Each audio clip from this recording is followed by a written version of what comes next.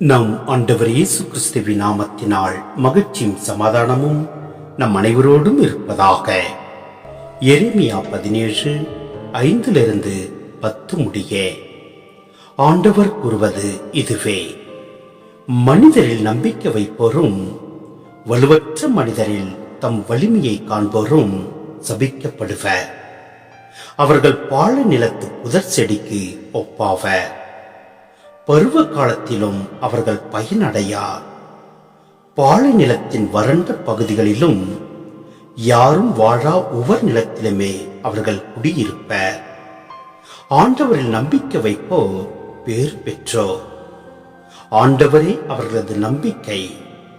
அவர்கள் நீர் அருகில் நடப்பட்ட மரத்துக்கு ஒப்பாவர். அது நீரோடையை நோக்கி வேர் விடுகின்றது. வெப்பமிகு நேரத்தில் அதற்கு அச்சமில்லை. அதன் இலைகள் பசுமையாயிருக்கும். வறட்சி மிகு ஆண்டிலும் அதற்கு கவலை இராது. அது எப்போதும் கனி கொடுக்கும். இதயமே அனைத்திலும் வஞ்சகமிக்கது. அதனை நலமாக்க முடியாது. அதனை யார்தான் புரிந்து கொள்வர்?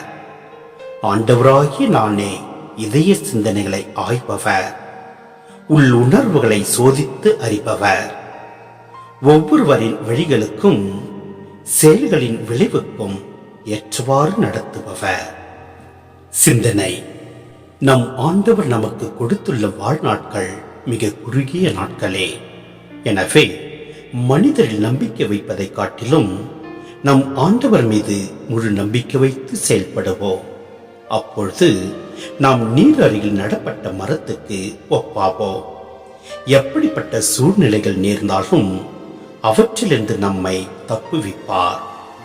இதயமே அனைத்திலும் வஞ்சகமிக்கது. எனவே நம் இதயத்தை நாம் காத்துக்கொள்வோம். நம் ஆண்டவரிடத்தில் தஞ்சம் புகுவோம். எல்லாம் வல்ல இறைவன் நம்மை நிறைவாய் ஆசீர்வதிப்பார். ஆமேன்.